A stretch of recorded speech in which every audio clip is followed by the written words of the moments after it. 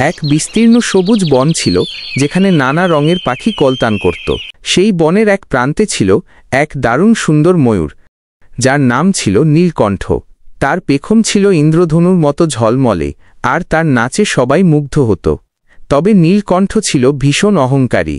সে বিশ্বাস করত যে তার রূপে কেউ প্রতিদ্বন্দ্বী হতে পারবে না। বনের অন্য প্রান্তে বাস করত একটি সাদামাটা কাক, যার নাম ছিল কালো। কালো দেখতে সাধারণ হলেও সে ছিল খুব বুদ্ধিমান আর দয়ালু। সে সবার বিপদে এগিয়ে আসত। নীলকণ্ঠ প্রায়ই কালোকে নিয়ে ঠাট্টা করত। তোর তো জীবনটাই বৃথা।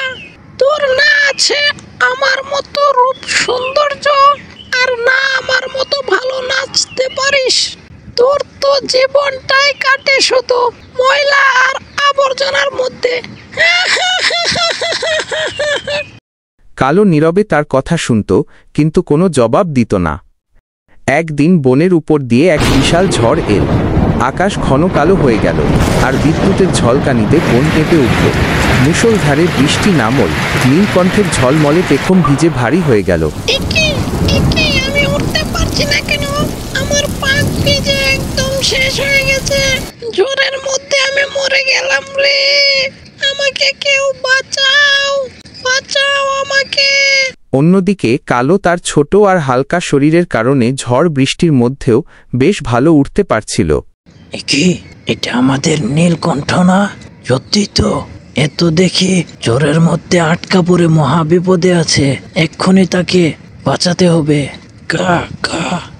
ভয় পেও না নীলকণ্ঠ, আমি তোমাকে একটা নিরাপদ জায়গায় নিয়ে যাচ্ছি। তুমি আমার সাথে এসো। নীলকণ্ঠ অবাক হয়ে দেখল, যাকে সে এত তুচ্ছ করত, সেই আজ তার বিপদে সাহায্য করতে এগিয়ে এসেছে। কি ব্যাপার নীলকণ্ঠ, কি ভাবছো? আসো আমার সাথে। কালো নীলকণ্ঠকে তার কোটরে নিয়ে গেল, যেখানে তারা দুজনেই নিরাপদ আশ্রয় পেল। ঝড় থামার পর নীলকণ্ঠ অনুতপ্ত হয়ে কালোকে বলল, কালো, আমি ভীষণ ভুল করেছি। আমি শুধু আমার রূপ নিয়ে অহংকার করতাম আর তোমাকে ছোট করতাম। আজ তুমি আমার জীবন বাঁচিয়েছ। আমি বুঝতে পেরেছি, আসল সৌন্দর্য বাইরে নয়, বরং ভেতরের গুণে। সেই দিন থেকে নীলকণ্ঠ তার অহংকার ত্যাগ করল। সে আর কালো ভালো বন্ধু হয়ে গেল, এবং তারা একসাথে বনের অন্যান্য পাখিদের সাহায্য করতে শুরু করল। বনের সবাই তাদের বন্ধুত্ব দেখে মুগ্ধ হল। এই গল্পের নীতিবাক্য হল, বাহ্যিক সৌন্দর্য ক্ষণস্থায়ী, কিন্তু দয়া, বুদ্ধি আর ভালো মন চিরস্থায়ী। কাউকে তার চেহারা দেখে বিচার করা উচিত নয়।